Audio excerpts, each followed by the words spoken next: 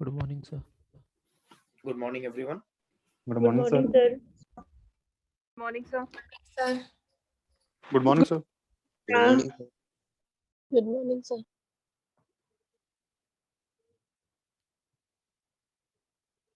तो last class में हम लोगों ने सिंगुलर पॉइंट पे डिस्कशन कर रहे थे। तो हमने सिंगुलर पॉइंट कैसे आइडेंटिफाई करते हैं उनका एग्जैक्ट टेक्निक डिस्कस किया था। उसके बाद कुछ शॉर्ट ट्रिक्स बताए गए थे। तो हमने essential singular point and removable singular point कैसे आइडेंटिफाई करते हैं जल्दी से, मतलब टाइम कम बचा के, तो हमने डिस्कस किया था। आफ्टर दैट हमने नॉन एसेंशियल सिंगुलर पॉइंट के बारे में बात किया था। नॉन एसेंशियल सिंगुलर पॉइंट में फंक्शन के अंदर अगर एल्जेब्रिक फंक्शंस होते हैं, ठीक है, तो फंक्शन के अंदर अगर ओनली एल्जेब्रिक फंक्शंस होते हैं तो पावर देख के हम पोल का ऑर्डर बता सकते हैं, ये डिस्कस किया था। एंड फंक्शन के अंदर अगर नॉन एल्जेब्रिक फंक्शन भी होता है तब हम पावर देख के बताना गलत भी हो सकता है। उसके लिए हमने कॉन्सेप्ट डिस्कस किया था जीरोस ऑफ द फंक्शन, किसी फंक्शन के जीरोस कैलकुलेट करना और जीरो का ऑर्डर कैलकुलेट करना। ठीक है, नॉन एल्जेब्रिक फंक्शन के लिए किस टाइप का सिंगुलर पॉइंट होगा वो समझने के लिए ये जीरो वाला जो कॉन्सेप्ट है ये काफी यूजफुल होता है। इससे क्या होता है, 100% करेक्ट आंसर निकलता है। बिकॉज नॉन एल्जेब्रिक फंक्शन में अगर आपने पावर देख के पोल का ऑर्डर बताया तो वो गलत भी हो सकता है। एल्जेब्रिक फंक्शन के लिए पावर देख के ऑर्डर बता सकते हैं, बट नॉन एल्जेब्रिक के लिए गलत भी हो सकता है। तो उसके लिए हम जीरो वाला कॉन्सेप्ट यूज करते हैं। तो हमने लास्ट क्लास में zero of the complex function के बारे में जो कुछ पॉइंट डिस्कस किए थे, एक बार रिविजन कर लेते हैं। तो zeros of the complex function, zero का मतलब क्या है, जहां पे कॉम्प्लेक्स फंक्शन जीरो बनेगा। तो Z equal to Z not point है, ऐसे बहुत सारे पॉइंट हो सकते हैं। Z equal to Z not ये जो पॉइंट है इसको हम जीरो बोलते हैं if G of Z not is zero. मतलब जो फंक्शन जी ऑफ जेड है वो जेड नॉट पे अगर जीरो बन जाता है उसका वैल्यू, तो उसको हम बोलते हैं zero of the complex function. तो Z equal to Z not पे फंक्शन का वैल्यू जीरो बनेगा, इसके लिए हम क्या बोलते हैं, इसको zero of the complex function. ध्यान रखिएगा, जीरो और सिंगुलर पॉइंट अलग चीज है। सिंगुलर पॉइंट का मतलब उस पॉइंट पे फंक्शन एनालिटिक नहीं है, मतलब डिफाइंड नहीं होगा, जैसा हमने देखा था। ठीक है, फंक्शन डिफाइंड नहीं होगा। जीरो का मतलब है फंक्शन जहां पे जीरो बन जाएगा ना। जीरो का ऑर्डर कैसे पता करते हैं, z equal to Z not, ये जो पॉइंट है it is called zero of order m। ये जीरो ऑफ ऑर्डर m है। जीरो का ऑर्डर कैसे पता करते हैं, डेरिवेटिव से। देखिए, फंक्शन का वैल्यू जेड नॉट पे जीरो है, फंक्शन का फर्स्ट ऑर्डर डेरिवेटिव जीरो है, सेकेंड ऑर्डर जीरो है।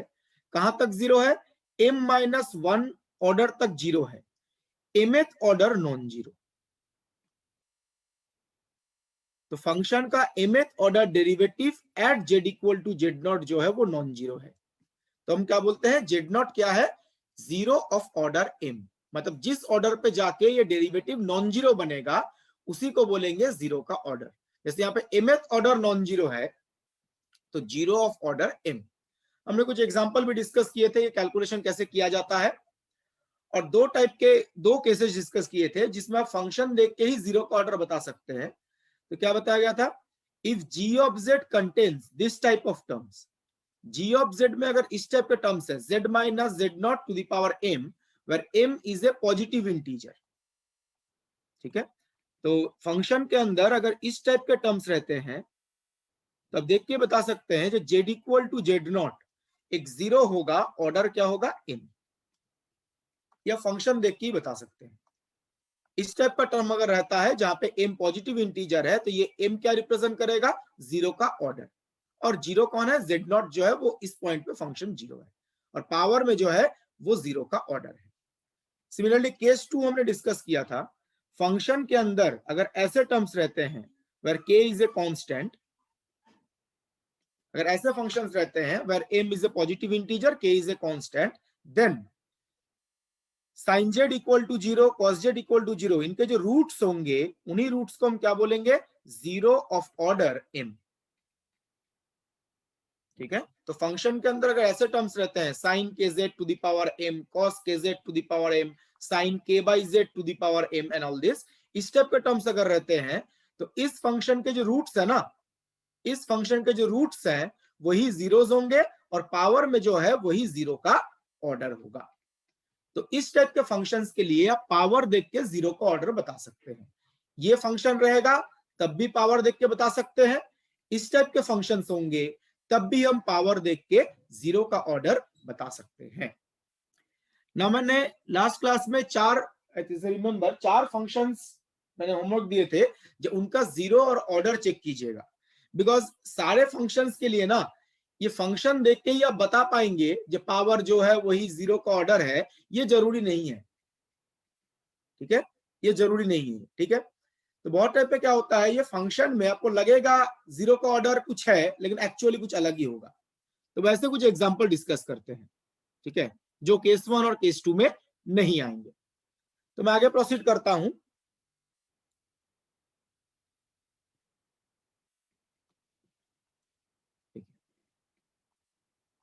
तो कुछ एग्जांपल ऐसे डिस्कस करते हैं जिसमें पावर देख के अगर आपने ऑर्डर बताया तो वो गलत भी हो सकता है। जो पिछले स्लाइड में केस 1 केस 2 बताया गया, उन दोनों में सिर्फ हम पावर देख के ऑर्डर बता सकते हैं। सपोज हमारे पास फंक्शन है z माइनस साइन z, तो ये भी एक फंक्शन बताया गया था z और g of z, g of z is z minus sine z। ठीक है ना, सपोज आप इस फंक्शन का जीरो कैलकुलेट करना चाहते हैं, तो पहले अगर हम जीरोस की बात करें,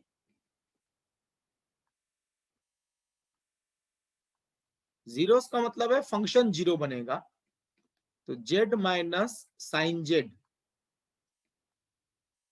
equal to zero, that means z is equal to sine z।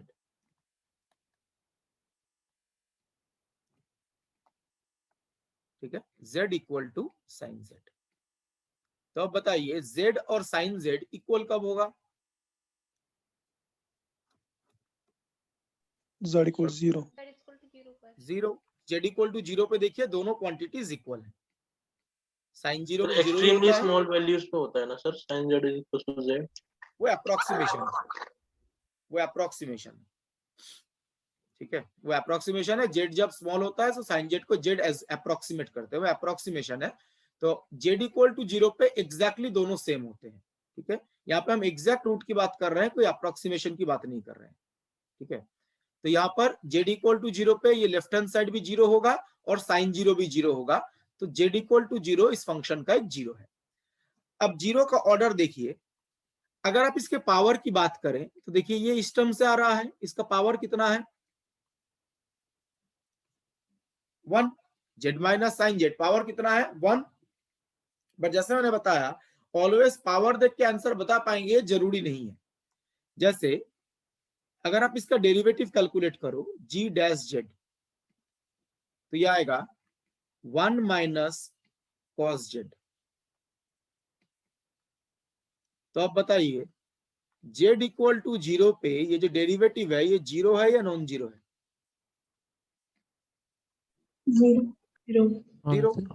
Non zero non zero कहां पे? कॉस जीरो 1 होता है ना, 1 माइनस 1 जीरो, जेड के बदले जीरो रिप्लेस कर रहे हैं। डेरिवेटिव किया तो 1 माइनस कॉस जेड, और Z equal to zero replace करेंगे तो 1 माइनस 1 जीरो हो गया। अब देखिए अगर हम इसको जीरो का ऑर्डर 1 बोलते, तो अगर ये फर्स्ट ऑर्डर जीरो होता तो first order derivative non zero आना चाहिए था ना। जो डेरिवेटिव नॉन जीरो आता है उसी से ऑर्डर डिसाइड करते हैं। तो यहाँ पे अगर ये फर्स्ट ऑर्डर जीरो होता, अगर हम पावर देख के बोल देते ये फर्स्ट ऑर्डर जीरो है, तो फर्स्ट ऑर्डर डेरिवेटिव क्या आना चाहिए था? Non zero. But first order derivative तो जीरो आया है, इसको फर्स्ट ऑर्डर जीरो नहीं बोल सकते। तो देखिए इसी क्वेश्चन में अगर आप पावर देख के ऑर्डर बताते हैं तो रिजल्ट गलत हो जाएगा। अगर सेकेंड ऑर्डर डेरिवेटिव कैलकुलेट करें तो 1 का derivative zero minus cos Z का प्लस साइन जेड हो जाएगा। सेकेंड ऑर्डर डेरिवेटिव इसका भी अगर आप जीरो पे वैल्यू कैलकुलेट करते हैं, साइन जीरो जीरो, तो ये सेकेंड ऑर्डर जीरो भी नहीं है। अगर आप थर्ड ऑर्डर डेरिवेटिव कैलकुलेट करते हैं तो साइन जेड का डेरिवेटिव कॉस जेड,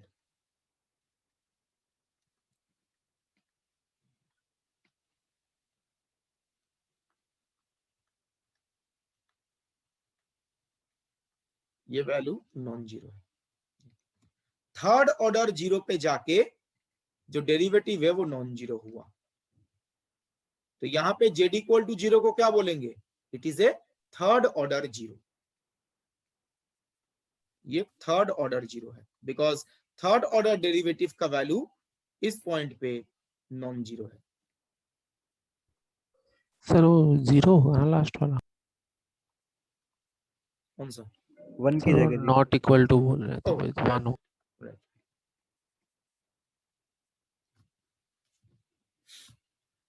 तो यहाँ पे अगर आपने पावर देख के बताया होता है, जैसे ये पावर 1 है तो फर्स्ट ऑर्डर जीरो है, गलत होता, बिकॉज फर्स्ट ऑर्डर डेरिवेटिव तो जीरो आ रहा है, सेकेंड ऑर्डर भी जीरो है, थर्ड ऑर्डर नॉन जीरो है, तो ये थर्ड ऑर्डर जीरो है।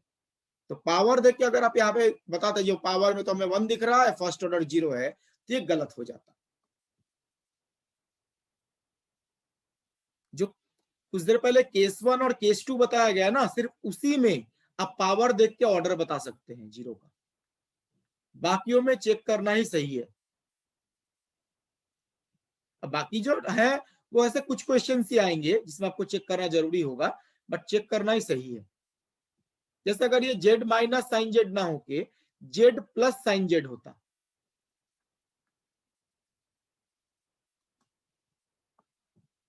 अगर जेड प्लस साइन जेड होता, इसको भी जीरो से कैलकुलेट कीजिए, इसका भी जीरो आएगा, जेड इक्वल टू जीरो।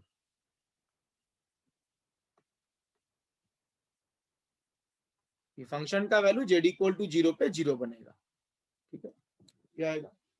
इस पे अगर आप फर्स्ट ऑर्डर डेरिवेटिव कैलकुलेट करो, नॉन जीरो है। Non zero, 1 plus cos Z, Z equal to zero replace कीजिए, नॉन जीरो आएगा, 2 आएगा वैल्यू, तो नॉन जीरो। तो इस केस में जीरो का ऑर्डर क्या होगा, फर्स्ट ऑर्डर 1। First order. इस केस में अगर आप पावर देख के ऑर्डर बताते हैं वो सही होगा, लेकिन कोई गारंटी नहीं है ना, ये पावर देख के बताएंगे तो सही आएगा ही। इन्हें तो हमने चेक किया, फिर हम श्योर हो गए ये फर्स्ट ऑर्डर जीरो ही है, बिकॉज जो फर्स्ट ऑर्डर डेरिवेटिव है वो नॉन जीरो आ रहा है।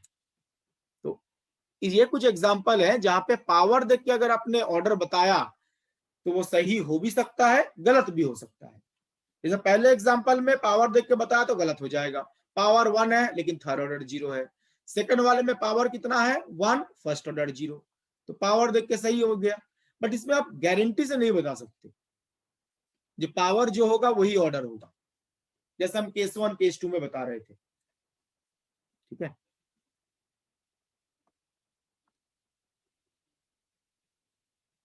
Examples clear everyone? Yes sir. Yes sir. Hello हाँ बताइए। सर, हमें इसका कैसे पता चलेगा कि इसमें पावर देख के बताना या फिर इस कैलकुलेशन से बताना? ये तो बताया ना मैंने, केस 1 केस 2 होगा तो पावर देख के बताइएगा, इसके अलावा होगा तो चेक करना पड़ेगा। मतलब ये एडिंग टर्म होगी तब तो हमें चेक करना पड़ेगा। बिल्कुल अगर एडिंग, बिल्कुल अच्छा बिल्कुल। ठीक। अगर ऐसे एडिशन में सब्ट्रैक्शन में होता है तो चेक करना पड़ेगा, इस फॉर्मेट में है तो चेक करने का जरूरत नहीं है, पावर देख के ऑर्डर बता सकते हैं। Okay sir. या देखो और एक एग्जांपल है जो मैंने लास्ट क्लास में होमवर्क दिया था, वो भी एक इंपॉर्टेंट एग्जांपल है।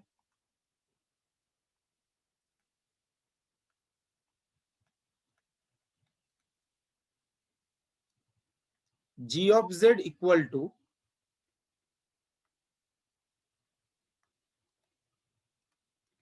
Sign pi Z square.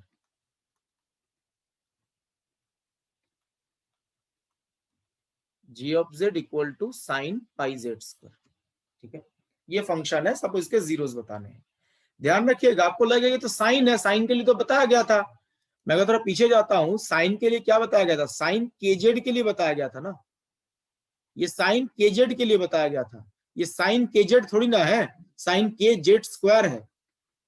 तो ये मत गलती कीजिएगा, यहाँ पे तो साइन के लिए तो पहले आपने बता दिया था पावर देखना है, बट साइन यहाँ पे के जेड है, यहाँ पे जेड का पावर कितना है, 1 है, साइन के जेड, और यहाँ पे क्या है साइन के जेड स्क्वायर, ये फॉर्मेट डिफरेंट है।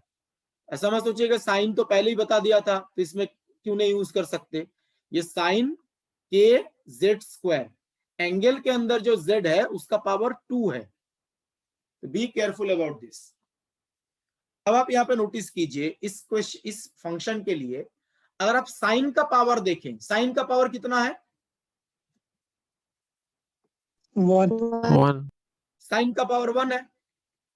अगर पूरे फंक्शन का पावर देखें 1 है, और अगर हम एंगल के अंदर जेड का पावर देखें तो पावर कितना है 2 है।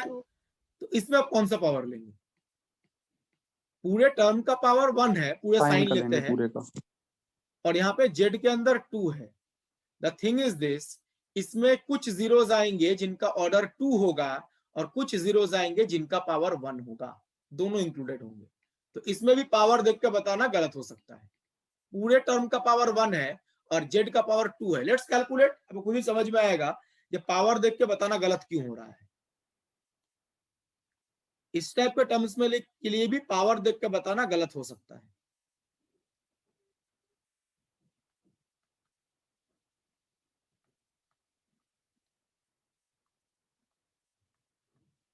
तो साइन थीटा 0,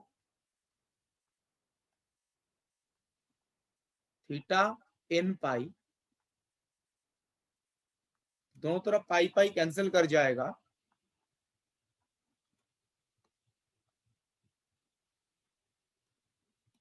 तो जेड आएगा plus minus under root N. N का वैल्यू पॉजिटिव नेगेटिव कुछ इंटीजर हो सकता है।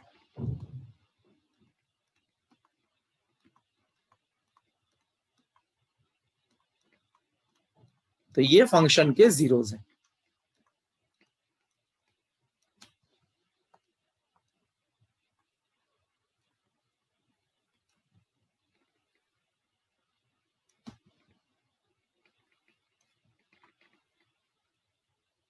ठीक है, ये फंक्शन के जीरोस हैं।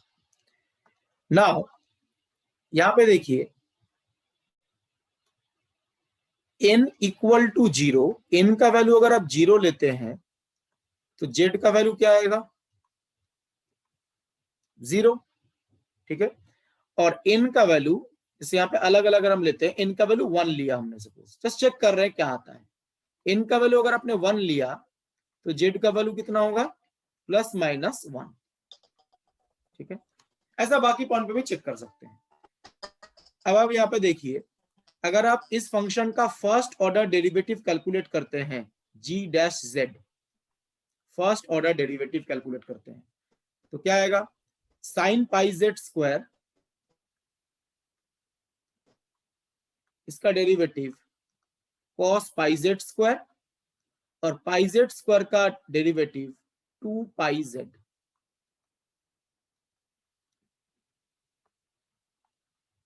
ये जी जेड है, इसका डेरिवेटिव साइन का डेरिवेटिव हो जाएगा कॉस पाई जेड स्क्वायर, और पाई जेड स्क्वायर का डेरिवेटिव होगा 2 पाई जेड। ना आप देखिए अगर हम n इक्वल टू 0 की बात करें, z इक्वल टू 0 है, तो z इक्वल टू 0 पे इस फंक्शन का वैल्यू 0 है या नॉन जीरो है 0 0। तो क्या इसको फर्स्ट ऑर्डर 0 बोल सकते हैं No. लेकिन यहां पर अगर आप g डैश का value z equal to plus minus 1 पे कैलकुलेट करो तो ये 0 आएगा नॉन जीरो आएगा Non-zero. Non zero. यहाँ पे देख ये नॉन जीरो क्यों है, बिकॉज यहाँ पे जो 2 पाई जेड है, जब जेड के बदले 0 रिप्लेस कर रहे हैं तो ये पार्ट 0 बन रहा था तो टोटल 0 बन गया। बट यहाँ पे तो जेड प्लस माइनस 1 है, तो जेड के बदले अगर आप प्लस माइनस 1 रिप्लेस करते हैं ये नॉन जीरो आएगा। तो अब बताइए ये अगर नॉन जीरो आता है तो Z equal to plus minus 1 first order 0 है या second order 0 First order. first order first 0 order. Z equal to plus minus 1 जो है ये फर्स्ट ऑर्डर जीरोस है।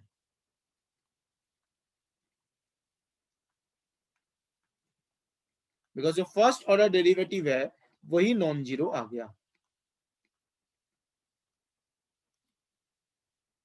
Whereas अगर हम z इक्वल टू 0 की बात करें, इस केस में देखिए फर्स्ट ऑर्डर डेरिवेटिव क्या है 0, तो क्या इसको हम फर्स्ट ऑर्डर जीरो बोल सकते हैं? No, sir. नो। इसके लिए हमें सेकेंड ऑर्डर डेरिवेटिव चेक करना पड़ेगा। तो इसी केस में आप चेक करके देखो, अगर आपने पूरे टर्म का, जैसे किसी ने बताया पूरे टर्म का पावर लेंगे तो ये सारे फर्स्ट ऑर्डर जीरो थोड़ी ना है। जेड इक्वल टू जीरो तो फर्स्ट ऑर्डर जीरो है ही नहीं, because z equal to zero पे जो फर्स्ट ऑर्डर डेरिवेटिव है वो जीरो आ जा रहा है। तो Z equal to zero is not first order zero. Plus minus one first order zero है बिकॉज नॉन जीरो आ रहा है। तो हमें इस पॉइंट के लिए क्या चेक करना पड़ेगा? सेकेंड ऑर्डर डेरिवेटिव चेक करना पड़ेगा। Clear point everyone? Yes, sir. Hello sir. हाँ बताइए। सर जेड नॉट की जगह पे यदि कोई पॉलिनोमियल हुआ तब हम सीधा पावर देख के बता सकते हैं, और कोई ट्रिग्नोमेट्रिक फंक्शन हुआ तो हमको ऐसे निकालना पड़ेगा, ऐसा करना है क्या? क्या हुआ, फिर से बताइए। सर जैसे जेड नॉट की जगह पे जैसे ट्रिग्नोमेट्रिक फंक्शन हुआ तब हमको जेड इस चेक करना जेड जरूरी। नॉट हाँ मतलब पावर वाले टर्म में हमारा था ना जेड माइनस जेड नॉट की पावर में m। इन दो टाइप के फंक्शन हुए तो पावर देख के बताइएगा, इनके अलावा कुछ हुए तो चेक करना जरूरी है। अच्छा इस टाइप का ओके। टर्म हुआ या इस टाइप का टर्म हुआ तो पावर देख के बताइए, इनके अलावा चेक करना जरूरी है। अगर इन दोनों टाइप का प्रोडक्ट भी रहता है, जैसे लास्ट क्लास में एग्जांपल डिस्कस किया था, जैसे ये टर्म है और ये टर्म है, इन दोनों का अगर प्रोडक्ट भी रहता है तब भी आप पावर देके बता सकते हैं। तो ये ऐसा टर्म रहे या इन चारों में से कोई एक टर्म रहे या इन दोनों का प्रोडक्ट रहे, जो केस वन में ये बताया गया और ये बताया गया, इन दोनों का प्रोडक्ट रहे, तब भी आप पावर देख के बता सकते हैं। बट इनके अलावा चेक करना जरूरी है। जैसे ये किसी फॉर्मेट को, जो केस वन केस टू लिखा गया था, किसी फॉर्मेट को फॉलो नहीं कर रहा है, तो इसके लिए चेक करना जरूरी है। तो मैं आगे प्रोसीड कर रहा हूं। Z equal to zero, first order zero तो नहीं हुआ because first order derivative zero आ रहा है, तो सेकेंड ऑर्डर डेरिवेटिव कैलकुलेट करते हैं। मैं आगे प्रोसीड कर रहा हूं।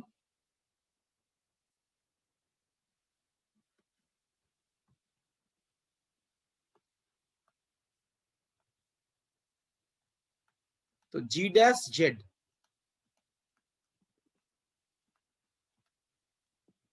ये cos pi Z square into 2 pi Z, ये था फर्स्ट ऑर्डर डेरिवेटिव जो जीरो आया था। अगर आप सेकेंड ऑर्डर डेरिवेटिव कैलकुलेट करो, इसका फिर से डेरिवेटिव कीजिए यूजिंग प्रोडक्ट रूल, तो cos पाई जेड स्क्वायर का derivative minus sine pi Z square और पाई जेड स्क्वायर का डेरिवेटिव 2 पाई जेड, तो ये बन जाएगा 2 पाई जेड होल स्क्वायर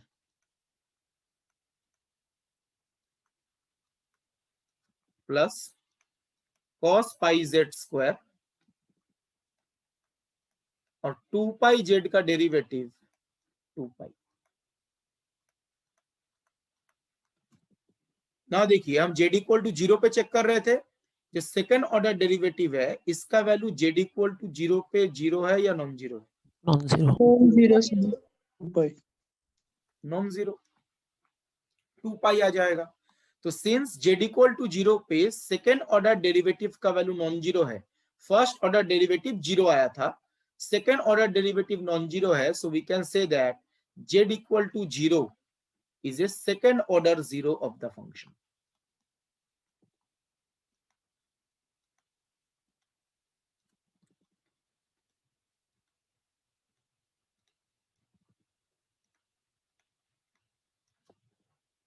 तो जो फाइनल रिजल्ट आएगा, अब देखेंगे n इक्वल टू जीरो के लिए z क्या आया था? जीरो। तो z इक्वल टू जीरो जो है ये एक सेकेंड ऑर्डर जीरो है जो हमने कैलकुलेट किया। फर्स्ट ऑर्डर डेरिवेटिव जीरो आ रहा था, second order derivative non zero आ रहा था। तो n इक्वल टू जीरो के लिए जो z आया है वो एक सेकेंड ऑर्डर जीरो है। इसके अलावा बाकी जो टर्म्स हैं n equal to plus minus 1, n equal to plus minus 2 and so on,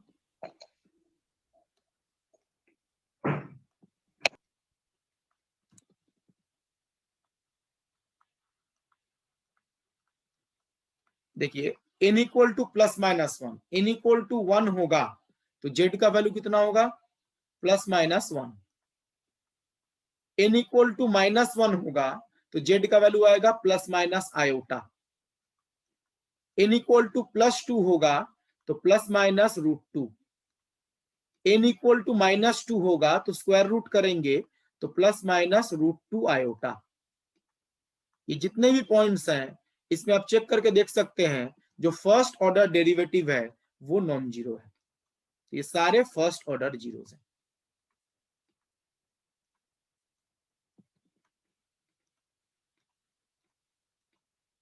तो इनमें से एक जीरो जो होगा, जो n इक्वल टू 0 के लिए आएगा वो सेकेंड ऑर्डर जीरो है, बाकी जो पॉइंट्स आएंगे वो फर्स्ट ऑर्डर जीरोस हैं।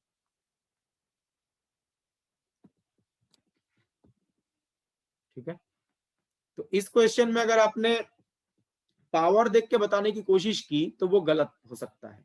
एक सेकेंड ऑर्डर जीरो है।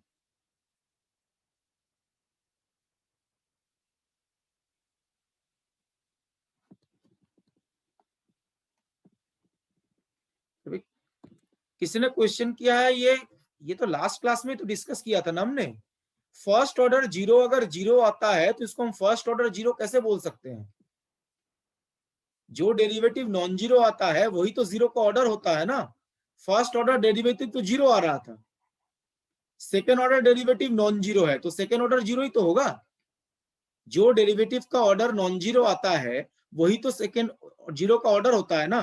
फर्स्ट ऑर्डर, अगर सेकेंड ऑर्डर नॉन जीरो आया और फर्स्ट ऑर्डर जीरो है तो इसको फर्स्ट ऑर्डर जीरो कैसे बोल सकते हैं? जीरो का डेफिनेशन क्या था? इसको mth ऑर्डर जीरो तब बोलते हैं जब mth order derivative non zero हो और उसके पहले सारे डेरिवेटिव जीरो आ जाए। इस केस में फर्स्ट ऑर्डर डेरिवेटिव जीरो आ रहा है तो इसको हम फर्स्ट ऑर्डर जीरो कैसे बोल सकते हैं? Second order derivative non zero है तब इसको हम सेकेंड ऑर्डर जीरो बोलेंगे।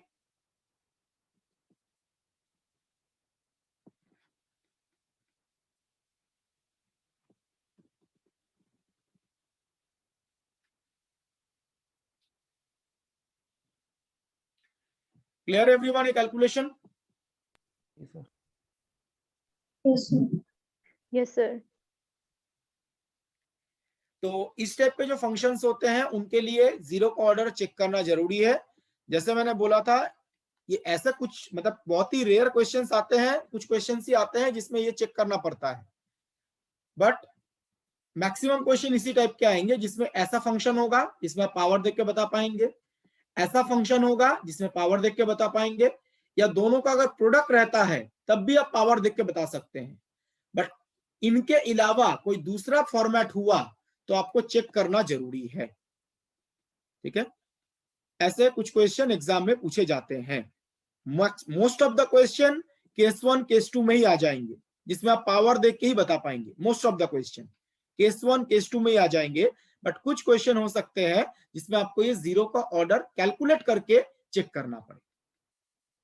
ठीक है, तो बी केयरफुल अबाउट दैट। तो मैं आगे प्रोसीड कर रहा हूं ना। ये जो जीरो का कॉन्सेप्ट बताया गया, जीरो का कॉन्सेप्ट है वो यूज करके नॉन एल्जेब्राइक फंक्शन के लिए हम पोल का ऑर्डर या नेचर ऑफ सिंगुलरिटी कैसे पता करते हैं। ठीक है,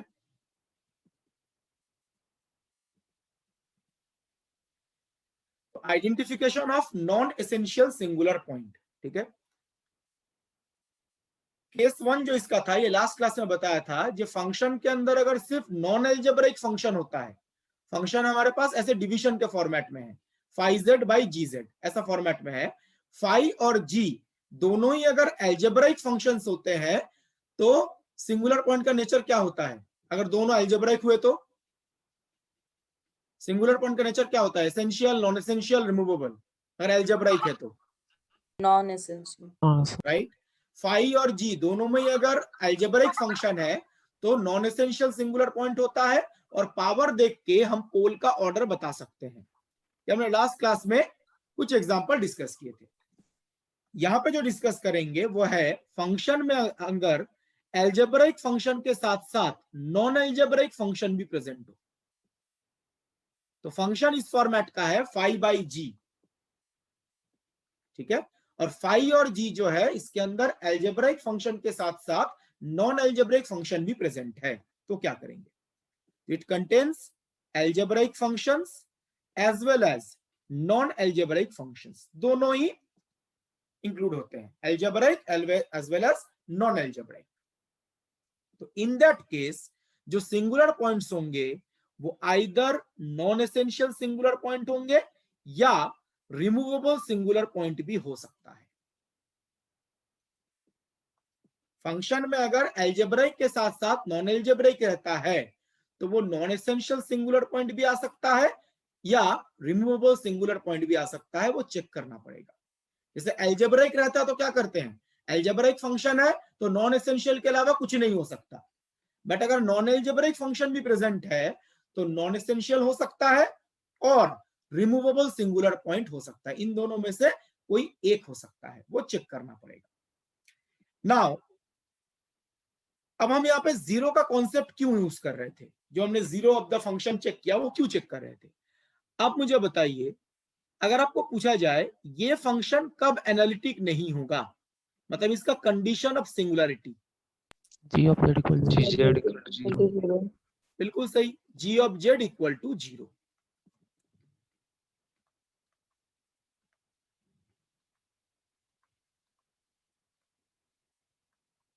तो इसका कंडीशन ऑफ सिंगुलरिटी है G of z equal to zero, denominator zero होगा तो फंक्शन नॉट डिफाइंड, तो एनालिटिक नहीं होगा। अब मुझे बताइए ये जो जी of z equal to zero लिखा गया है इसका मतलब क्या, अब जी ऑफ जेड के जीरोस नहीं कैलकुलेट कर रहे हैं, ये जो कंडीशन आप अप्लाई करते हैं ये बेसिकली जी ऑफ जेड के जीरोस ही तो है। इसका मतलब ये जो फंक्शन है f of z equal to five z by g z, इस फंक्शन का जब आप सिंगुलर पॉइंट कैलकुलेट करते हैं तो आप जी ऑफ जेड को जीरो पुट करते हैं, और जी ऑफ जेड को जीरो पुट करने का मतलब आप जी ऑफ जेड के जीरोस ही कैलकुलेट कर रहे हैं, इसलिए हमने जीरो वाला कॉन्सेप्ट डिस्कस किया।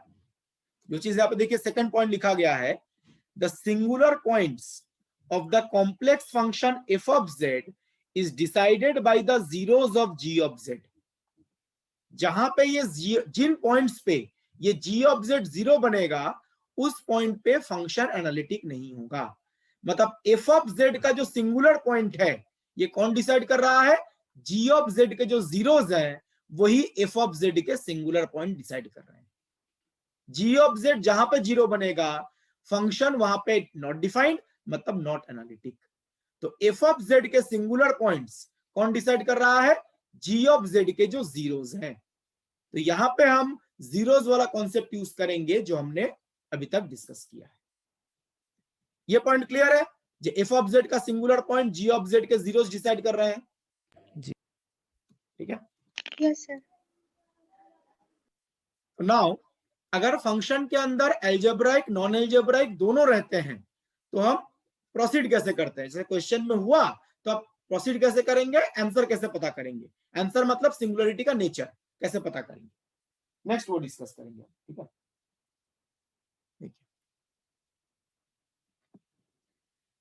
तो steps to follow for identification of nature of singularity, और ये किसके लिए बताया जा रहा है, जब फंक्शन के अंदर एल्जेब्राइक नॉन एल्जेब्राइक दोनों प्रेजेंट होंगे।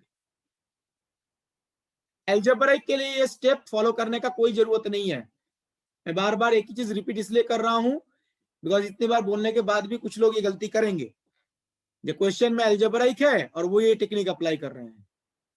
क्वेश्चन में अगर एल्जेब्राइक है तो ये टेक्निक यूज करने का कोई जरूरत नहीं है, इट कंटेन्स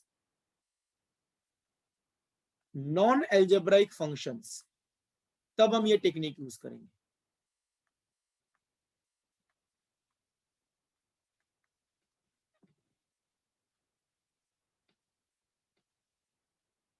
एल्जेब्राइक तो हो सकता है, नॉन एल्जेब्राइक भी प्रेजेंट होगा, तब हम ये टेक्निक यूज करते हैं। ठीक है, देखिए स्टेप वन क्या बताया गया है, स्टेप वन बताया गया है find the zeros of g of z with their respective orders.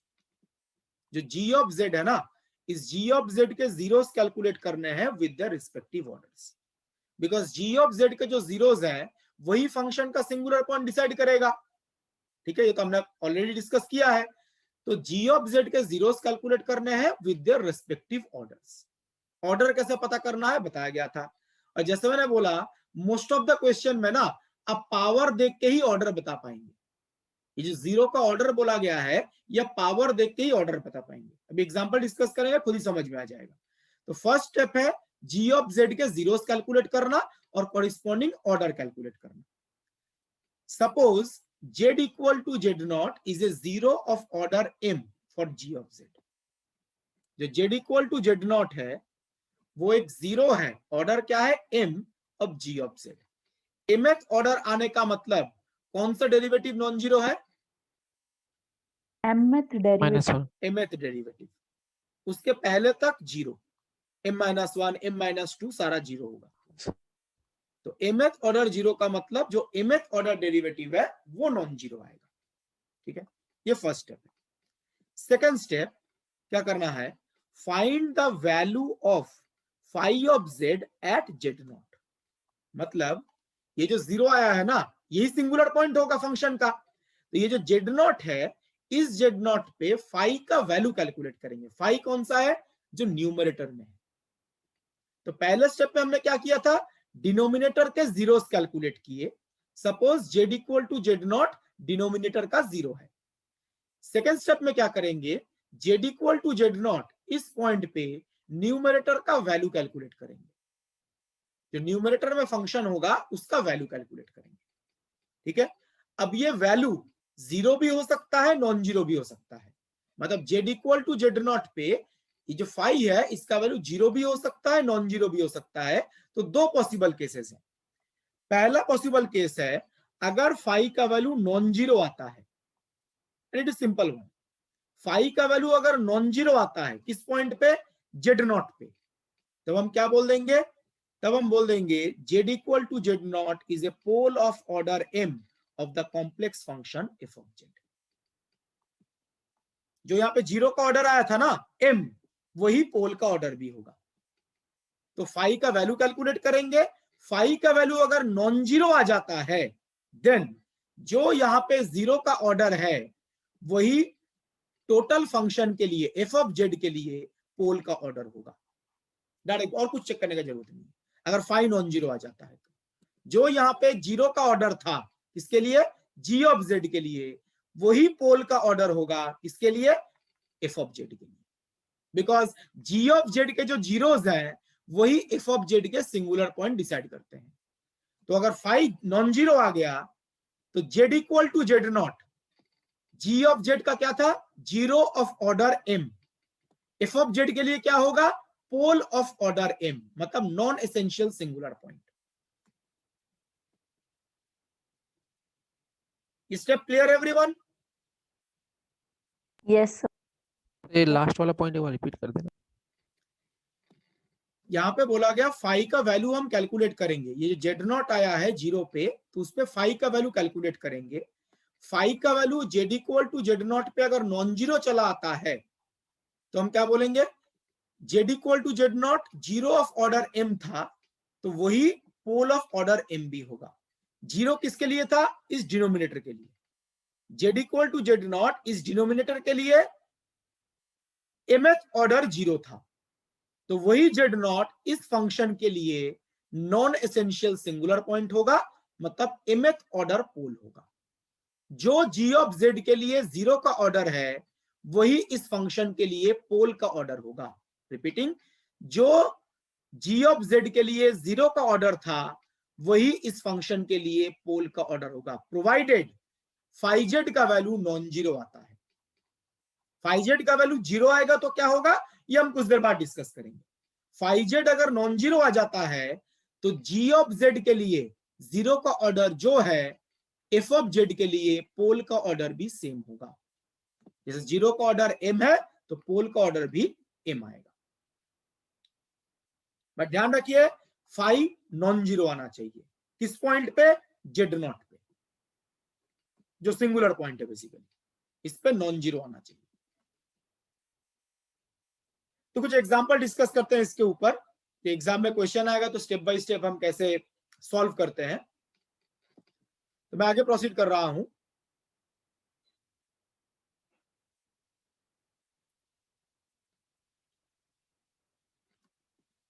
Example 1, ये फंक्शन भी देखिए ऐसे डिवीजन के फॉर्मेट में है, फाई अपॉन जी। इसके अंदर एल्जेब्रिक फंक्शन भी है और नॉन एल्जेब्रिक फंक्शन भी है। नॉन एल्जेब्रिक मतलब exponential, trigonometric, logarithmic, hyperbolic functions. तो आप देख सकते हैं इसके अंदर एल्जेब्रिक भी है और इसके अंदर नॉन एल्जेब्रिक भी है, दोनों प्रेजेंट है।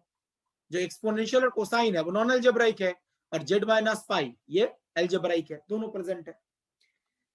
तो देखिए स्टेप बाय स्टेप सॉल्व करते हैं। जब नॉन एल्जेब्रिक फंक्शन प्रेजेंट होता है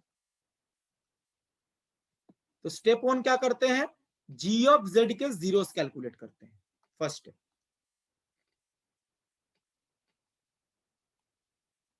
बिकॉज वही सिंगुलर पॉइंट डिसाइड करेगा। तो जीरो जो डिनोमिनेटर है उसके जीरोस कैलकुलेट करते हैं। बताइए क्या आएगा, पाई जेड इक्वल टू पाई। ये तो फंक्शन देके बता सकते हैं ना, कैलकुलेट करने हाँ, की कोई सर। जरूरत है। No sir. ये देखिए ये तो एल्जेब्रिक फॉर्म है, z minus Z naught this one. और ऑर्डर क्या होगा, 3 पावर देख के बता सकते हैं, third order zero. Third order. ठीक है, जैसे मैंने बताया मोस्ट ऑफ द क्वेश्चन में ना आप फंक्शन देख के बता पाएंगे, जिनके लिए नहीं बता पाएंगे इसके लिए कैलकुलेट करना जरूरी है। थर्ड ऑर्डर जीरो, तो आप देखिए ये जो फंक्शन है z minus pi whole cube, मैं थोड़ा पीछे जा रहा हूं, जो क्लास के स्टार्टिंग में बताया गया, z minus Z naught whole to the power m, इसी फॉर्मेट का तो है। Z minus pi whole cube, z naught के बदले पाई है और एम के बदले 3 है। तो यहां से आप पावर देख के ही ऑर्डर बता सकते हैं, z minus pi whole cube.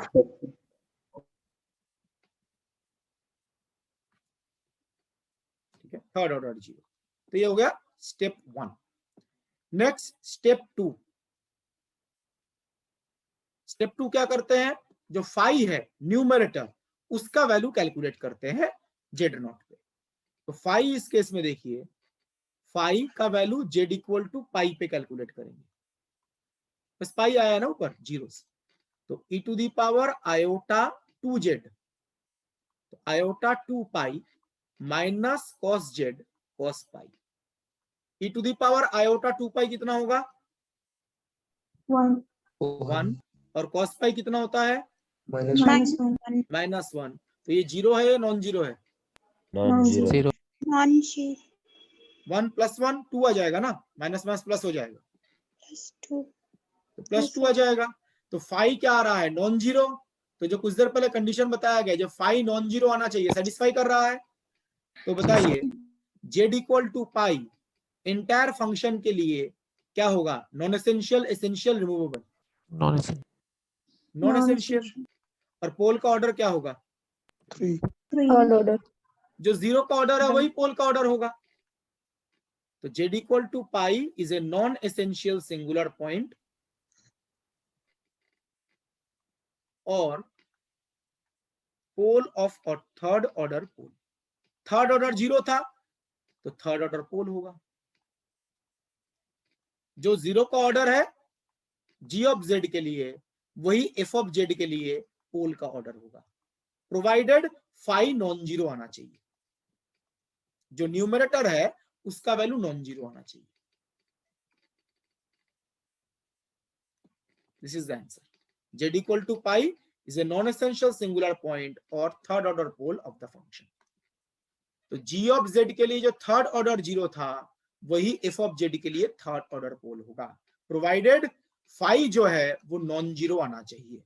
Phi अगर जीरो आ गया तब अलग कैलकुलेशन होगा, वो बताएंगे। ये example clear everyone? Yes sir. Yes sir. तो मैं आगे प्रोसीड कर रहा हूं।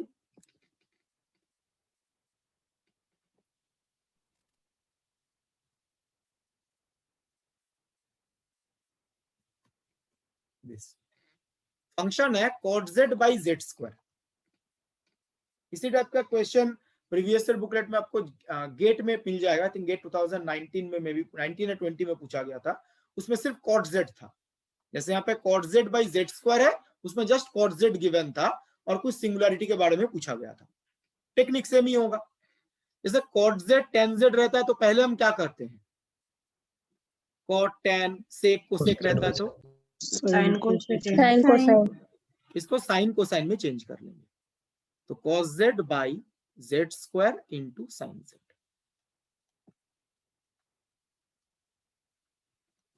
तो अब देखिए अगेन ये डिवीजन वाले फॉर्मेट में आ गया। तो phi z अपॉन gz। तो हमें सिंगुलर पॉइंट कैलकुलेट करना है और नेचर ऑफ सिंगुलरिटी कैलकुलेट करना है। स्टेप 1, पहले g ऑफ z जो डिनोमिनेटर है उसके जीरोस कैलकुलेट करने हैं।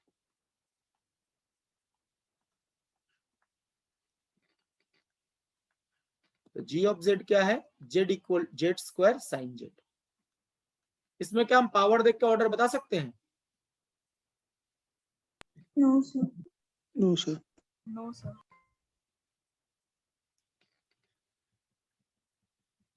अभी मैंने कुछ देर पहले जो बताया, केस 1 क्या था, केस 1 इस टाइप के फॉर्मेट के लिए था, केस 2 क्या था, इस टाइप के फॉर्मेट के लिए था। अगर दोनों का प्रोडक्ट भी होता है, जैसे केस 1 में जो फंक्शन है ये फंक्शन और केस 2 में जो फंक्शन बताया गया इनका प्रोडक्ट भी होता है, तब भी तो हम पावर देकर बता सकते हैं ना। Yes sir. प्रोडक्ट के लिए भी तो बताया गया, एडिशन सब्ट्रैक्शन के लिए नहीं बता सकते, प्रोडक्ट के लिए तो बता ही सकते हैं। ये कल लास्ट क्लास में एक एग्जांपल भी डिस्कस किया था। प्रोडक्ट रहता है तो क्या करते हैं, लास्ट क्लास के नोट्स चेक कीजिएगा। जैसे यहाँ पे जेड स्क्वायर है, इसमें जीरो क्या आएगा, zero. Order order 2 second order order. 2, second order. Second order. Z square है तो सेकेंड ऑर्डर। और साइन जेड, इसमें जीरोस क्या आएंगे, जीरो। जीरो आएगा। एन पाई, मतलब एन का वैल्यू रिप्लेस करेंगे तो 0 plus minus pi plus minus 2 pi. Z equal to n pi आएगा, एन का वैल्यू रिप्लेस करेंगे तो ये आएगा।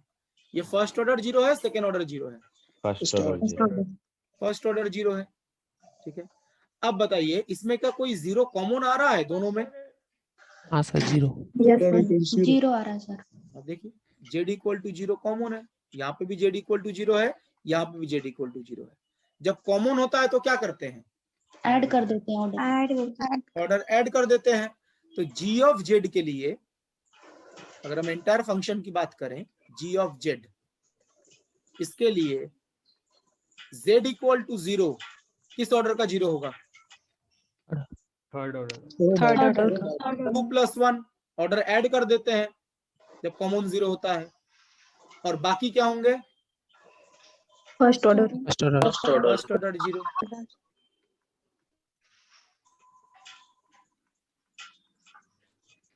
बाकी फर्स्ट ऑर्डर। तो g ऑफ z के में एक जीरो है जो थर्ड ऑर्डर जीरो है, बाकी फर्स्ट ऑर्डर जीरो है। ठीक है, ये स्टेप 1 हो गया। अब स्टेप 2 क्या होता है, स्टेप 2 होता है फाई का वैल्यू कैलकुलेट करना। फाई मतलब न्यूमरेटर।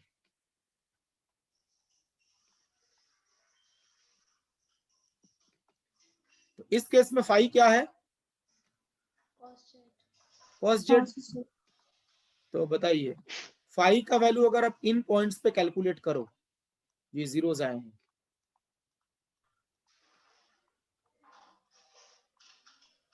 जीरो आएगा या नॉन जीरो आएगा, non zero. Zero. Non zero. Cos zero 1 होता है, non zero. Cos pi, cos 2 pi, cos 3 pi सारे नॉन जीरो होते हैं।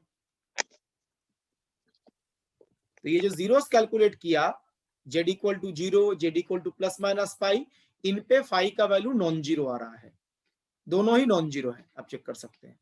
तो क्या बताया गया था, फाई अगर नॉन जीरो आता है तो जो जीरो का ऑर्डर होगा वही पोल का ऑर्डर होगा। तो final answer z equal to zero क्या होगा, third order pole of the given function. Pole of order 3। And जो बाकी पॉइंट्स हैं z equal to plus minus pi plus minus 2 pi, all this will be first order pole pole first order poles. और first order pole को हम simple पोल भी बोलते हैं। तो इस तरीके से आप गिवन फंक्शन के singular point and nature of singularity बता सकते हैं। This is the final answer. Phi non zero है तो जो पोल का ऑर्डर होगा, सॉरी जो जीरो का ऑर्डर होगा वही पोल का ऑर्डर होगा। क्लियर है कैलकुलेशन ये?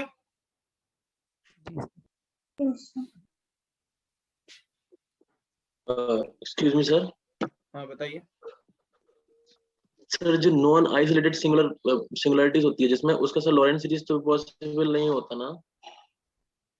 नॉन आइसोलेटेड एक आपने एग्जांपल दिया था ना सर आपने, जिसमें इनफिनाइट तक जा रहे थे, बहुत सारे नॉन आइसोलेटेड आए थे सिंगुलरिटीज, तो सर लॉरेंट नहीं होगा। क्यों? नॉन आइसोलेटेड के अबाउट भी लॉरेंट सीरीज पॉसिबल होता है। लास्ट क्लास का एग्जांपल देखिए, वहां पे बताया गया था, बिल्कुल होता है। ये होता है नॉन आइसोलेटेड में। क्या होता है, तीन टाइप के नहीं होते। नॉन आइसोलेटेड है तो वो एसेंशियल सिंगुलर पॉइंट ही होगा। जैसे आइसोलेटेड में तीन कैटेगरीज होते हैं, essential, non essential, removable. Non isolated में एक ही कैटेगरी होता है, एसेंशियल।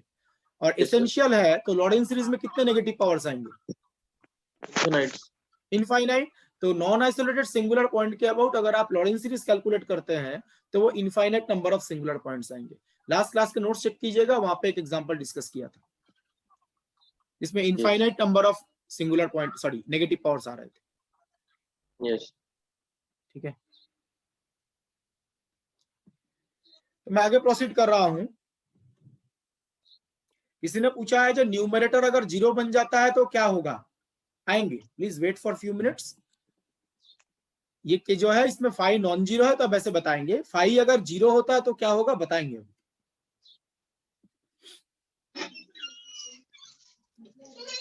किसी का माइक ऑन है, प्लीज ऑफ करके रखिए।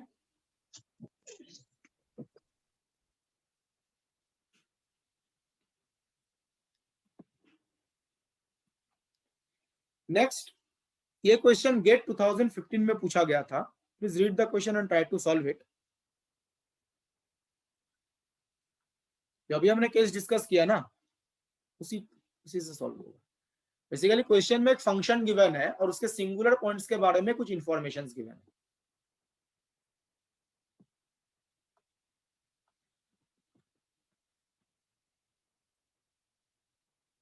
इसमें फाई जेड क्या है?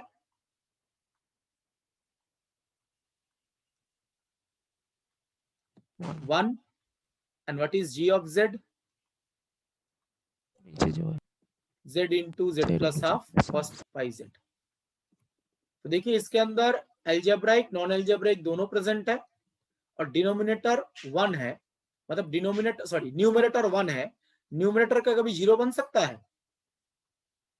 न्यूमरेटर कभी भी जीरो नहीं बन सकता, because it constant, one non zero constant है।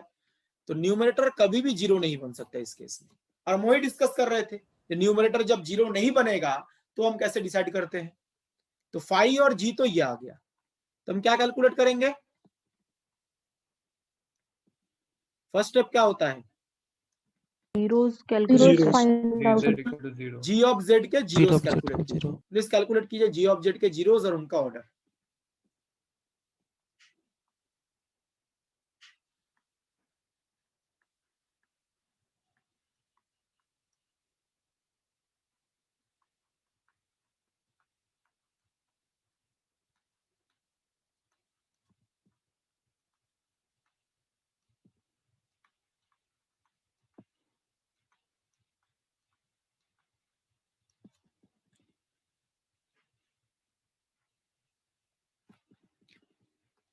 जैसे यहाँ पे तीन फंक्शन का प्रोडक्ट है तो तीनों को इंडिविजुअली कैलकुलेट करते हैं। जो जेड वाला पार्ट है इससे क्या आएगा? Z equal to zero. Order first power one है, फर्स्ट ऑर्डर।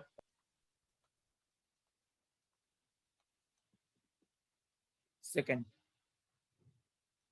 यहां से आएगा Z equal to -1/2। Order first one power देख के बता सकते हैं। And cos pi z 2n plus 1 upon 2n plus 1 pi by 2। हाँ, n का वैल्यू रिप्लेस करेंगे तो क्या आएगा? पाई कैंसिल कर जाएगा, 2n plus 1 by 2 plus minus n के वैल्यूज कैलकुलेट करके देखिए, ये आएगा plus minus 1 by 2 plus minus 3 by 2 plus minus 5 by 2 and so on. n का वैल्यू रिप्लेस करके देखिए, और ये भी क्या होंगे? First order zeros. cos pi Z है ना, पावर देख के ऑर्डर बता सकते हैं, तो this are first order zeros. तो पहले तो आपने जीजेड के अंदर 3 टर्म्स हैं, तीनों का जीरो और उनका ऑर्डर अलग अलग चेक कर लिया। नाउ इसमें क्या कोई कॉमन जीरो आ रहा है? -1/2 -1/2 -1 by 2 यहां पर भी है और -1 by 2 यहां पर भी आएगा। तो एक कॉमन है -1 by 2, बाकी कोई भी कॉमन नहीं है। तो बताइए z इक्वल टू -1 by 2, इसमें जीरो का ऑर्डर क्या होगा? Second order second order zero. बस ऑर्डर ऐड कर देंगे, प्रोडक्ट में है। तो z इक्वल टू -1 by 2 दो जगह पे आ रहा है, दोनों में फर्स्ट ऑर्डर है, तो दोनों में ऑर्डर को ऐड कर देंगे, सेकेंड ऑर्डर जीरो। और इसके अलावा बाकी सारे जीरोस क्या होंगे? First order first order. बाकी तो कोई कॉमन नहीं है ना, जो कॉमन है उसमें ऐड कर दिया ऑर्डर। जैसे z इक्वल टू -1 by 2 यहां पर भी है, z इक्वल टू -1 by 2 यहां पर भी है, दोनों में ऑर्डर ऐड कर दिया, सेकेंड ऑर्डर जीरो। बाकी कोई कॉमन तो है नहीं, बाकी सर क्या होंगे? First order zeros. इसका मतलब z इक्वल टू -1 by 2 किस टाइप का सिंगुलरिटी होगा? Non essential singular. Non essential मतलब सेकेंड ऑर्डर पोल। सेकेंड ऑर्डर जीरो है तो सेकेंड ऑर्डर पोल, और बाकी पॉइंट्स क्या होंगे? Simple pole. Simple pole. तो कौन सा ऑप्शन करेक्ट है? Read the options. Option B. B option option B sir. Option यही मैच कर रहा है बेस्ट। इसमें बाकी पॉइंट्स के बारे में कुछ नहीं बोला गया है। इसमें क्या होगा? z equal to -1 by 2 will be second order pole and all other points are simple poles। तो जो 4 ऑप्शन है उसमें ऑप्शन बी मैच कर रहा है, others are simple poles.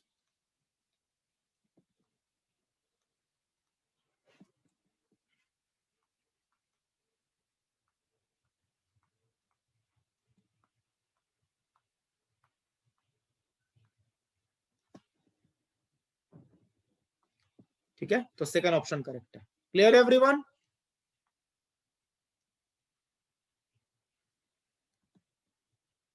Yes sir. तो मैं आगे प्रोसीड कर रहा हूं।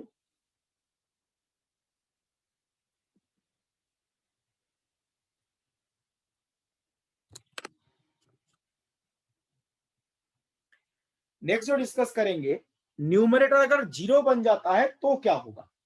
बस न्यूमरेटर नॉन जीरो है तो बताया गया, न्यूमरेटर अगर जीरो बन जाता है तब क्या होगा। तो हमारे पास एक फंक्शन है फाई जेड अपॉन जी जेड, और इसके अंदर भी क्या प्रेजेंट है? Non algebraic functions. Algebraic function के लिए ये सब चेक करने का कोई जरूरत नहीं। तो it contains non algebraic functions.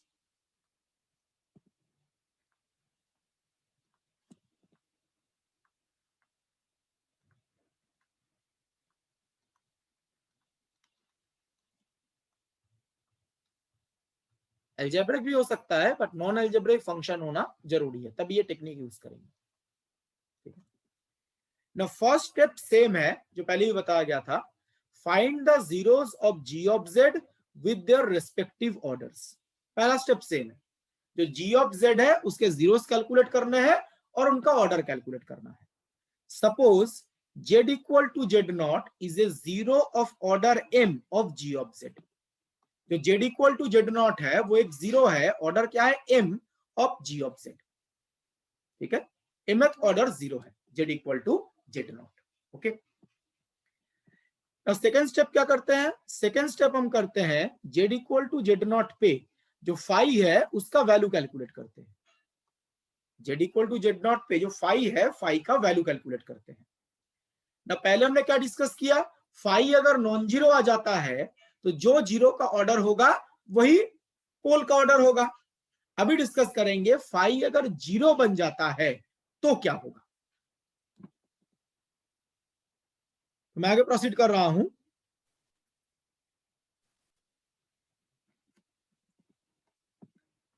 अगर फाई जीरो बन जाता है, z equal to z naught पे फाई जीरो बन जाता है, इसका मतलब क्या, z equal to z naught phi का एक जीरो नहीं है। अगर z नॉट पे फाई का वैल्यू जीरो बन गया, इसका मतलब हम बोल सकते हैं z equal to z naught is an zero, is a zero of the function phi of z। ये g ऑफ z का भी जीरो था, ये फाई ऑफ z का भी जीरो है, इसलिए तो फंक्शन जीरो बन रहा है ना। तो अगर ये फाई ऑफ z का जीरो है तो उसका भी कुछ ना कुछ ऑर्डर होगा। Suppose z equal to z naught is a order of zero of order n of phi of z। जब फाई का वैल्यू जीरो निकल गया, इसे ये तो पता चल गया z equal to z naught phi का एक जीरो तो है, अब जीरो है तो उसका एक ऑर्डर भी होगा, वो ऑर्डर कैलकुलेट करना है। तो suppose z equal to z naught zero of order n है, किसके लिए, फाई ऑफ z के लिए। अब मैं इन दो पॉइंट्स को लिख रहा हूं यहां पे, देखिए z equal to z naught is a mth order zero. ये किसके लिए mth ऑर्डर जीरो था, G of Z. g of z जो डिनोमिनेटर है, ये तो पहले कैलकुलेट किया था। It is a mth order zero for the denominator, और इस केस में ये न्यूमरेटर के लिए भी जीरो है। तो z equal to z naught is also a nth order zero for the numerator. तो डिनोमिनेटर न्यूमरेटर दोनों के लिए ही जीरो बन रहा है। ये ऑर्डर सेम भी हो सकता है, डिफरेंट भी हो सकता है। जो m और n है ना, ये सेम भी हो सकता है, डिफरेंट भी हो सकता है। ये m और n के बीच में क्या रिलेशन है, वही डिसाइड करेगा सिंगुलरिटी का नेचर क्या है। तो z equal to z naught numerator का भी जीरो है, डिनोमिनेटर का भी जीरो है। जीरो का जो ऑर्डर है वो सेम भी हो सकता है, डिफरेंट भी हो सकता है।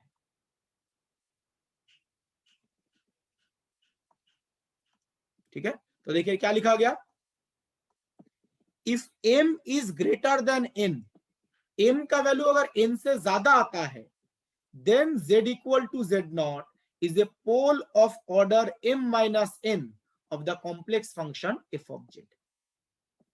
और पोल आने का मतलब non essential singular point. If m is greater than n, if m is greater than n, then z equal to z naught is a non essential singular point और पोल, और पोल का ऑर्डर क्या होगा, m minus n।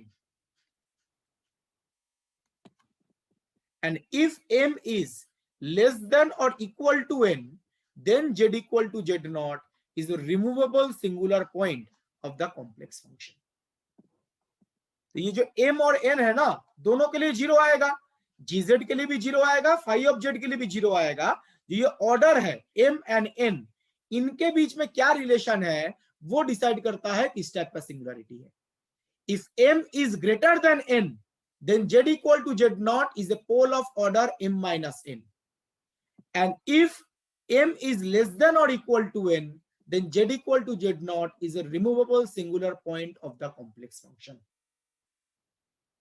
तो phi अगर zero बन जाता है तो इनमें से कोई एक केस आ सकता है।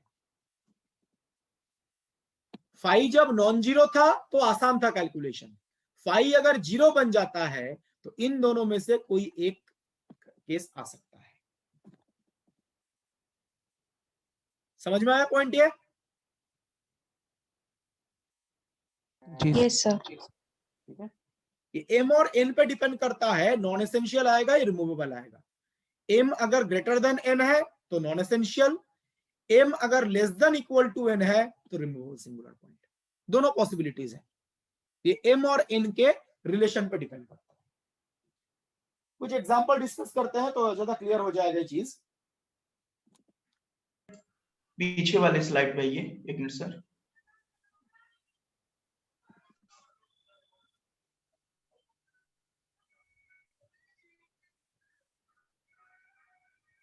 Okay sir.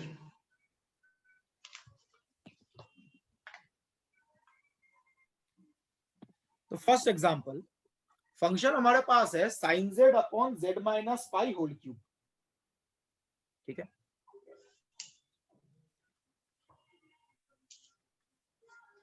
इसी फॉर्मेट का है, phi of z upon g of z, ठीक है। Now step by step solve करते हैं।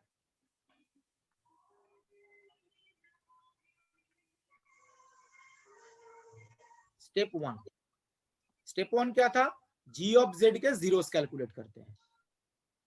तो g of z equal to 0। बताइए g ऑफ z के जीरोस क्या आएंगे, पाई और ऑर्डर थर्ड ऑर्डर। तो पावर देख के बता सकते हैं। अरे वो Third टंगाली order में वो जाते 0। तो ये थर्ड ऑर्डर आया है। किसी का माइक ऑन है, प्लीज ऑफ कीजिए।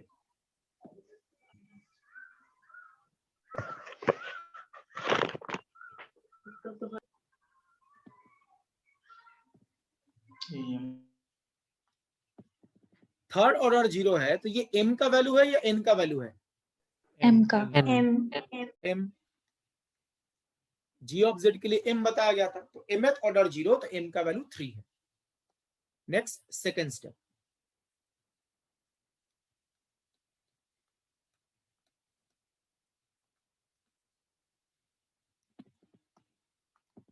ठीक है। सेकेंड स्टेप में हम क्या करते हैं, फाई का वैल्यू कैलकुलेट करते हैं। फाई का वैल्यू z इक्वल टू पाई पे। फाई क्या है, साइन z, तो साइन पाई का वैल्यू 0, तो फाई यहाँ पे 0 आ गया। तो z इक्वल टू पाई पे फाई का वैल्यू 0 है, तो आपको चेक करना है जो फाई z है इसके लिए z इक्वल टू पाई 0 तो है, इसका ऑर्डर क्या होगा? First order. First order. ये भी आसान है, साइन z का पावर देख के तो बता सकते हैं। तो z इक्वल टू पाई जो है वो साइन z मतलब फाई न्यूमरेटर के लिए फर्स्ट ऑर्डर 0 है। In most of the questions आप पावर देख के ही कैलकुलेशन कर पाएंगे। रेयर क्वेश्चंस में होता है जो आपको पूरा कैलकुलेशन करना पड़ता है, डेरिवेटिव कैलकुलेट करो एंड ऑल दिस थिंग्स, ठीक है। तो इस केस में बताइए जो फर्स्ट ऑर्डर है ये किसका वैल्यू है, m का या n का? N। तो m का वैल्यू 3 आ गया, n का वैल्यू 1 आ गया। तो इसका मतलब है in this case m is greater than n। m अगर ग्रेटर देन n है तो नॉन एसेंशियल सिंगुलर पॉइंट होगा या रिमूवेबल? Non essential. तो m ग्रेटर देन n है, तो z equal to pi is a non essential singular point. और pole का ऑर्डर क्या होगा? m minus n। बिल्कुल, second order. m minus n है ना, 3 माइनस 1, सेकेंड ऑर्डर। तो पोल ऑफ ऑर्डर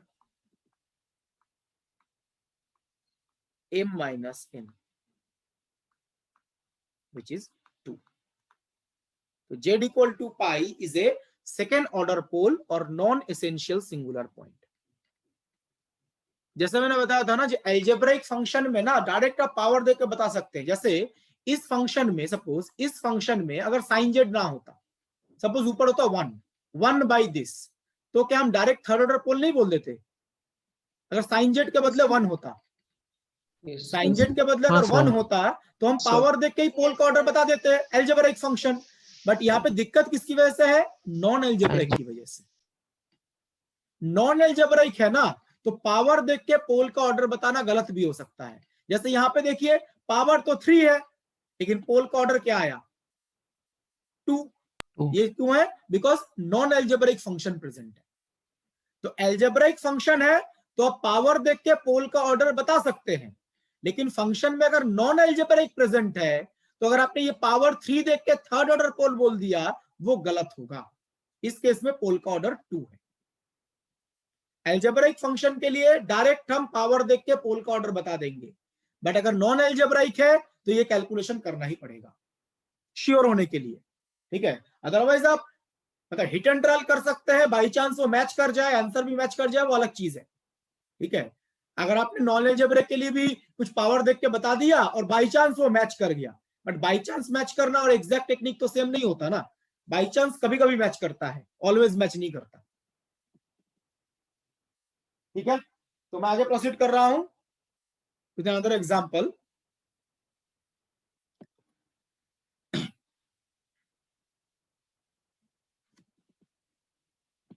इस फंक्शन के सिंगुलर पॉइंट्स और नेचर ऑफ सिंगुलरिटी पता कीजिए।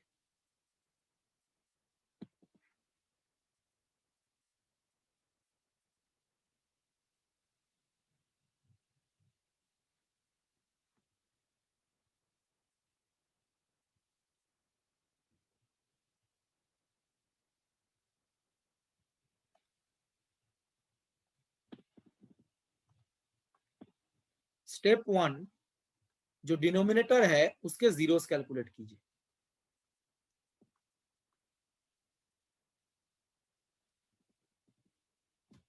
ये 5/g इसी फॉर्मेट में है।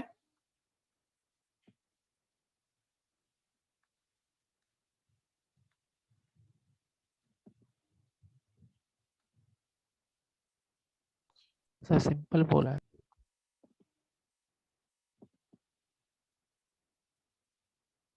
सिंपल पोल नहीं सर, सेकंड पोल आ रहा है।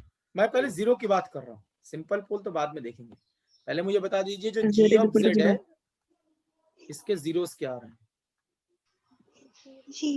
0 0 0 बहुत सारे जीरोस हैं। थर्ड आएगा 2n pi. z equal to 0 second order 0 आएगा। Yes sir. और जो एक्सपोनेंशियल टर्म है उससे बहुत सारे जीरोस आएंगे, 2n आयोटा 2n पाई होगा। Yes sir. और बाकी होंगे z equal to plus minus iota 2 pi, iota 4 pi and so on. Denominator में दो टर्म्स है, दोनों का जीरो अलग अलग कैलकुलेट कीजिए। कॉमन जीरो आएगा उसमें पावर ऐड कर देंगे, मतलब ऑर्डर जो है वो ऐड कर देंगे।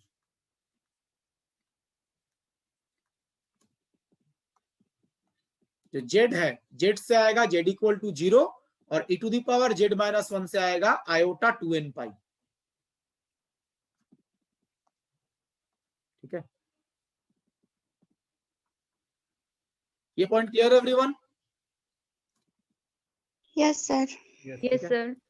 तो एक आया सेकेंड ऑर्डर 0 और बाकी आ गए फर्स्ट ऑर्डर 0, ठीक है। नाउ क्या करते हैं स्टेप 2। स्टेप 2 है जो न्यूमरेटर है उस पे उसका वैल्यू कैलकुलेट करते हैं। तो स्टेप 2 अलग अलग कैलकुलेट करते हैं अलग अलग पॉइंट्स पे, बिकॉज सेकेंड ऑर्डर 0 एक आया है। तो z इक्वल टू 0 इस पे फाई का वैल्यू कितना है? 0। साइन z स्क्वायर है ना, तो साइन 0 0 ही होता है, ठीक है। तो अगर फाई 0 आ गया तो क्या करेंगे? 0 का ऑर्डर कैलकुलेट करेंगे। तो z equal to 0 is a, इसका ऑर्डर बताइए प्लीज, कैलकुलेट कीजिए।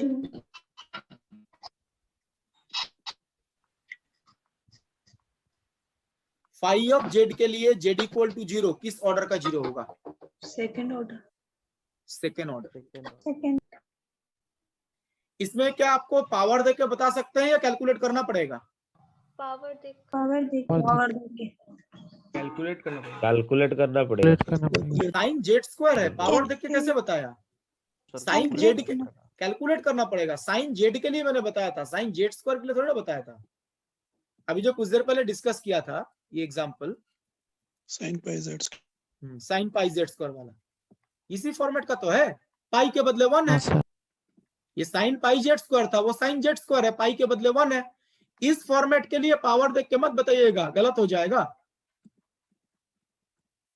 अगर आप कैलकुलेट करते हैं तो z इक्वल टू 0 एक सेकेंड ऑर्डर 0 आएगा।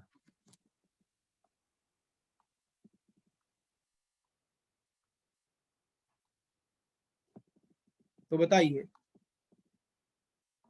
अगर हम z इक्वल टू 0 की बात कर रहे हैं, z equal to 0 is a second order 0 for the denominator. जो डिनोमिनेटर है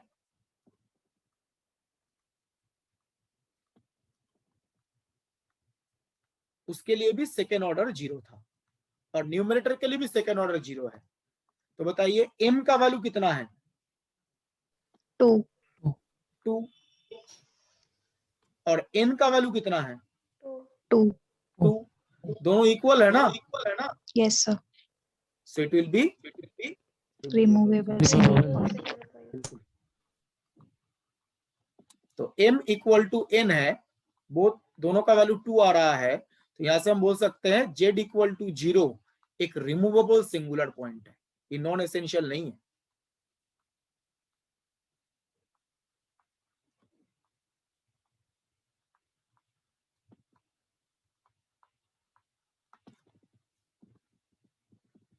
तो z इक्वल टू 0 जो पॉइंट है वो डिनोमिनेटर के लिए भी सेकेंड ऑर्डर 0 है, न्यूमरेटर के लिए भी सेकेंड ऑर्डर 0 है। तो m और n का वैल्यू इक्वल है, तो z equal to 0 is a removable singular point. ऐसे अगर आप बाकी पॉइंट चेक करें, बाकी पॉइंट मतलब जो फर्स्ट ऑर्डर जीरोस हैं, इसमें भी फाई का वैल्यू कैलकुलेट करना है। तो देखिए मैं आगे प्रोसीड कर रहा हूं इन पॉइंट्स पे। z इक्वल टू 0 पे तो चेक कर लिया। एक चीज ध्यान रखिएगा, अगर जैसे यहाँ पे सेकेंड ऑर्डर 0 है और फर्स्ट ऑर्डर 0 है, अगर ऑर्डर डिफरेंट है ना तो दोनों के लिए अलग अलग कैलकुलेट कीजिएगा। जैसे 0 सेकेंड ऑर्डर 0 था तो इसके लिए अलग कैलकुलेशन होगा, जो फर्स्ट ऑर्डर जीरोस है उनके लिए अलग कैलकुलेशन होगा। दोनों का कैलकुलेशन एक साथ मत कीजिएगा, ठीक है? तो इन पॉइंट्स पे फाई का वैल्यू कैलकुलेट करते हैं, ये जो पॉइंट्स हैं।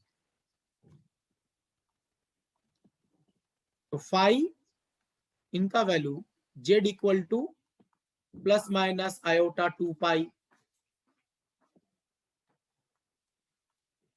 प्लस माइनस, या मैं किसी एक की बता देता हूं, प्लस माइनस आयोटा 2 पाई। तो फंक्शन क्या था? फाई साइन जेड स्क्वायर, और z के बदले है प्लस माइनस आयोटा 2 पाई। तो जेड स्क्वायर देखिए आएगा sign plus minus square iota square minus, तो माइनस 4 पाई स्क्वायर। इसका वैल्यू 0 है या नॉन जीरो है? 4 पाई स्क्वायर, 4 पाई नहीं है। अगर 4 पाई होता तो 0 होता, 4 पाई स्क्वायर है ना, तो इट इज नॉन जीरो। तो अब बताइए, ऐसा बाकी पॉइंट भी चेक कर सकते हैं। तो इस केस में फाई नॉन जीरो है, तो ये जो पॉइंट्स हैं z equal to plus minus iota 2 pi plus minus iota 4 पाई, इन सब पॉइंट पे आप चेक कर सकते हैं फाई का वैल्यू नॉन जीरो आएगा। तो फाई का वैल्यू जब नॉन जीरो आता है तो क्या करते हैं? फाई का वैल्यू जब नॉन जीरो आता है तो क्या करते हैं? पोल होंगे सर। जो जीरो का ऑर्डर होगा वही तो पोल का ऑर्डर होगा। फाई जब नॉन जीरो आता है, जो जीरो का ऑर्डर है वही पोल का ऑर्डर है। तो हम बोल सकते हैं these are first order zeros of the given function, first order poles of the given function। एक ही क्वेश्चन में एक पार्ट में फाई जीरो आया, दूसरे पार्ट में फाई नॉन जीरो आया, ऐसा भी हो सकता है।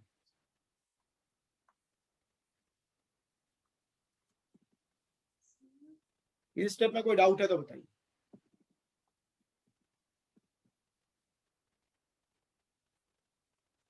सर हाँ बताइए। z equals to 0 second order कैसे है? किसके लिए? फाई के लिए। कौन से फंक्शन के लिए पूछ रहे हैं? जी के लिए, फाई के लिए? हाँ, जी ऑफ z के लिए। इन दोनों का जीरो अलग अलग कैलकुलेट कीजिए ना। हाँ सर, वो तो क्या? तो उसमें कॉमन जीरो नहीं आ रहा है।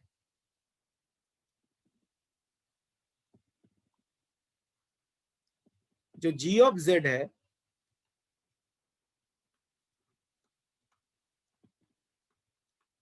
यह है z into e to the power z minus 1।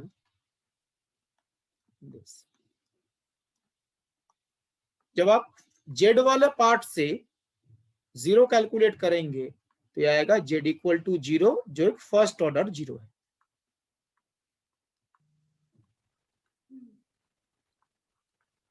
ये जो पार्ट है e to the power z minus 1 equal to 0, इसका जब आप जीरो कैलकुलेट करेंगे तो इसका मतलब देखिए e to the power z equal to 1, और 1 के बदले आप क्या लिख सकते हो, ऑयलर्स फॉर्मूला। तो यहां से z का वैल्यू क्या आएगा, आयोटा 2n पाई, और n का वैल्यू अगर आप रिप्लेस करें n equal to 0, n equal to plus minus 1, तो n इक्वल टू 0 के लिए 0 नहीं आएगा यहाँ पर।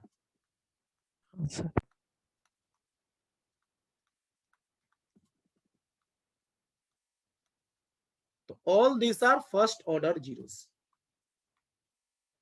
तो अब देखिए दोनों में z इक्वल टू 0 कॉमन है, दोनों जगह पे आया है। तो जब दोनों जगह पे आता है तो हम ऑर्डर को ऐड कर देते हैं ना, इसीलिए सेकेंड ऑर्डर जीरो आया है। जैसे यहाँ पर भी फर्स्ट ऑर्डर है, यहाँ पर भी फर्स्ट ऑर्डर है, दोनों का प्रोडक्ट है, तो सेकेंड ऑर्डर जीरो बन जाएगा। हाँ सर ठीक है। Sir m is equal to n के लिए हमने पीछे कहीं डिफाइन करा है कि वो रिमूवेबल सिंगुलर पॉइंट है। z इक्वल टू 0 के लिए, हाँ ये था ना, क्या दिक्कत है इसमें बताइए।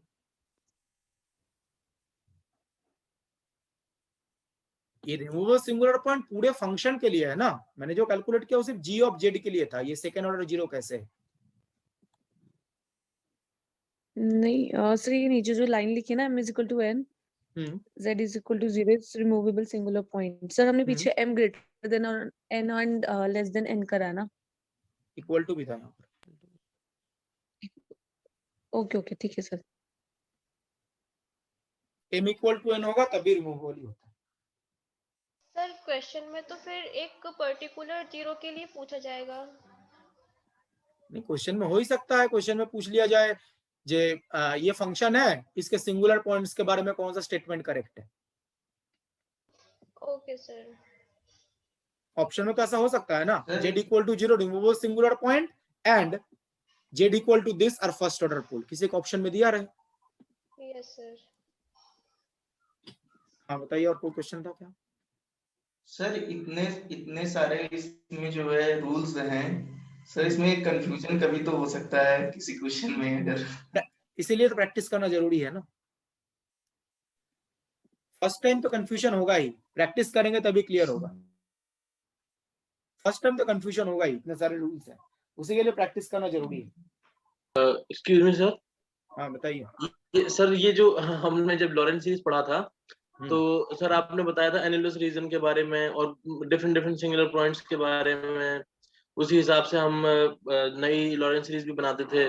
तो सर मुझे एक चीज का कंफ्यूजन हो रहा है सर, जब हम किसी लॉरेंट सीरीज को देख के बताते हैं कि इसमें पोल ऑफ ऑर्डर 3 है, या हम essential non removable singular points के लिए भी इसको एक्सप्लेन कर देते हैं, मतलब लॉरेंट सीरीज को, तो सर वहां पे तो सर बहुत सारे एनुलस रीजन बनने चाहिए ना, बट फिर भी सर वहां पे क्रिएट हो जाती है। मतलब एक अलग अलग पॉइंट के लिए अलग अलग एनुलस रीजन होगा। एक नहीं पॉइंट बट सर जब वो सिंगुलर पॉइंट्स ही नॉन आइसोलेटेड हो गए तो सर वो तो फिर कैसे वहां पे सर बन पाएगी, वो तो सर समझ में नहीं आ रहा। सर नॉन आइसोलेटेड का मतलब ये है, जो नॉन आइसोलेटेड का मतलब वो आप बाकी सिंगुलर पॉइंट से अलग नहीं कर सकते। Yes sir. बाकी सिंगुलर पॉइंट से अलग नहीं कर सकते। अब वो जो आइसोलेट करने के लिए जो सर्कल ड्रॉ करते हैं और लॉरेंट सीरीज का जो एनुलस है वो क्या सेम थोड़ी ना होता है। Yes sir. तो आइसोलेट करने के लिए हम एक स्मॉल सर्कल ड्रॉ करते हैं, स्मॉल रेडियस का, और लॉरेंट सीरीज में क्या होता है, एक सर्कुलर एनुलस होता है, उसका स्मॉल होना जरूरी नहीं है, कुछ भी हो सकता है। सर यहाँ पे ये तो सर उस एनुलस के अंदर तो सर सिंगुलर पॉइंट्स नहीं आ सकते ना? उस एनुलस के अंदर सिंगुलर पॉइंट्स एग्जिस्ट कर सकते हैं या नहीं? उसके अंदर तो नहीं कर सकते ना सर? बिल्कुल नहीं कर सकते। सर यहाँ पे जो हम लोगों ने फर्स्ट ऑर्डर पोल और फर्स्ट ऑर्डर जीरोस निकाले हैं एक्सपोनेंशियल z-1, तो सर हम इसको भी कह सकते हैं कि ये हमारे जो है रिमूवल पॉइंट है सर fz के लिए फॉर फर्स्ट ऑर्डर। नहीं, फर्स्ट ऑर्डर है तो रिमूवल कैसे बोल सकते हैं सर? इनको रिमूवल सिंगुलर पॉइंट्स नहीं बोल सकते फंक्शंस के लिए हम लोग। नहीं, रिमूवल सिंगुलर पॉइंट का मतलब पोल ऑफ ऑर्डर 0 होता है। ओके सर, दोनों का मतलब ही अलग हो गया ना। रिमूवेबल का मतलब है लॉरेंस सीरीज में कोई भी नेगेटिव पावर नहीं आएगा। फर्स्ट ऑर्डर पोल का मतलब होता है लॉरेंस सीरीज में हाईएस्ट नेगेटिव पावर 1 तक आएगा। दोनों का मतलब ही अलग है। फर्स्ट ऑर्डर पोल अलग होता है और रिमूवेबल सिंगुलर पॉइंट का मतलब पोल ऑफ ऑर्डर 0 होता है। एक चीज ध्यान रखिएगा, हमने जो 3 टाइप का सिंगुलरिटी डिस्कस किया है ना, एक रिमूवेबल, दूसरा नॉन एसेंशियल, तीसरा एसेंशियल, तीनों को एक साथ पोल भी आप बोल सकते हो। जैसे रिमूवेबल सिंगुलर पॉइंट है, रिमूवेबल सिंगुलर पॉइंट में कोई भी नेगेटिव पावर नहीं आता, तो रिमूवेबल सिंगुलर पॉइंट को आप बोल सकते हैं पोल ऑफ ऑर्डर 0। जो एसेंशियल सिंगुलर पॉइंट है, एसेंशियल सिंगुलर पॉइंट में कितने नेगेटिव पावर्स आते हैं? इनफाइनाइट। तो एसेंशियल सिंगुलर पॉइंट को आप बोल सकते हो pole of order infinity. And non essential singular point के केस में non zero finite number of negative powers आता है, उसमें पोल का ऑर्डर नॉन जीरो फाइनाइट होगा। रिपीट कर रहा हूं, रिमूवेबल सिंगुलर पॉइंट में पोल का ऑर्डर 0 होता है, एसेंशियल सिंगुलर पॉइंट में पोल का ऑर्डर इंफिनिटी होता है, और नॉन एसेंशियल सिंगुलर पॉइंट में पोल का ऑर्डर नॉन जीरो फाइनाइट होता है। तो जो 3 कैटेगरीज है, रिमूवेबल, नॉन एसेंशियल, एसेंशियल, तीनों को आप पोल भी बोल सकते हैं एक साथ, लेकिन ऑर्डर अलग अलग होगा। रिमूवेबल के लिए पोल का ऑर्डर 0 आएगा, एसेंशियल के लिए पोल का ऑर्डर इंफिनिटी आएगा, और नॉन एसेंशियल के लिए पोल का ऑर्डर नॉन जीरो फाइनाइट आएगा। तो आप तीनों को एक साथ पोल भी बोल सकते हैं। ओके, तो लेट्स टेक ए ब्रेक। आगे के लेक्चर में कंटिन्यू करेंगे। किसी को डाउट है तो अनम्यूट करके पूछ सकता है। तो पिछली स्लाइड दिखा दो सर। ये sin n पाई के लिए तो 0 बनता है ना? sin n पाई 0 बनता है, बिल्कुल सही। तो सर यहाँ पे नॉट इक्वल टू 0 क्यों किया है? उसमें पाई है या पाई स्क्वायर है? Oh sorry sir, pi square. Sir ये जो हमने बात का जो आइडेंटिफिकेशन किया है जो बाद में, सब इसमें सिर्फ हमें देखना है न्यूमेरेटर नॉन एल्जेब्रिक होना चाहिए, right? No no no no, पूरे फंक्शन में नॉन एल्जेब्रिक रहना चाहिए, सिर्फ न्यूमरेटर में नहीं, डिनोमिनेटर में भी हो सकता है। मैं ये बोल रहा हूँ, ये जो सारी चीजें हैं पूरे फंक्शन में कहीं ना कहीं पे नॉन एल्जेब्रिक होगा। वो न्यूमरेटर में भी हो सकता है, डिनोमिनेटर में हो सकता है। जैसे अभी जो क्वेश्चन गेट वाला था, इसमें जो कॉस्ट है वो न्यूमरेटर में है, डिनोमिनेटर में है? डिनोमिनेटर। तो नॉन एल्जेब्रिक का न्यूमरेटर हम होना जरूरी नहीं है, कहीं पे भी हो सकता है, फंक्शन के अंदर नॉन एल्जेब्रिक होना चाहिए। यस, नहीं मतलब जो हमने सेकंड लास्ट एग्जांपल किया था उसमें तो डिनोमिनेटर एल्जेब्रिक था। इससे कोई फर्क नहीं पड़ता, फंक्शन में नॉन एल्जेब्रिक टर्म होना चाहिए, तो ये टेक्निक वैलिड है। Okay sir, okay. Excuse me sir. बताइए सर, पीछे का एक डाउट है सर, अगर हम जेड स्क्वायर लें तो सर क्या वो एंटायर कॉम्प्लेक्स प्लेन के अंदर एनालिटिक होगा? सिर्फ z square? Yes sir. Entire complex plane में होगा एक्सेप्ट इंफिनिटी। मैं सिर्फ फाइनाइट कॉम्प्लेक्स प्लेन की बात कर रहा हूँ। It will be analytic in the entire finite complex plane. और सर जो रूट जेड है वो भी होगा सर? नहीं, रूट जेड जो है वो जेड इक्वल टू 0 पे नॉट एनालिटिक होता है, बिकॉज रूट जेड का अगर आप डेरिवेटिव कैलकुलेट करेंगे तो क्या आएगा? रूट जेड का derivative 1 by root z root z, तो वो क्या जेड इक्वल टू 0 पे डिफाइंड है? -1 रूट जेड। ठीक है, तो रूट जेड जो होगा उसका डेरिवेटिव जेड इक्वल टू 0 पे नॉट डिफाइंड है। Okay sir. Z equal to 0 पे सिंगुलर पॉइंट आएगा। Okay sir, thank you sir.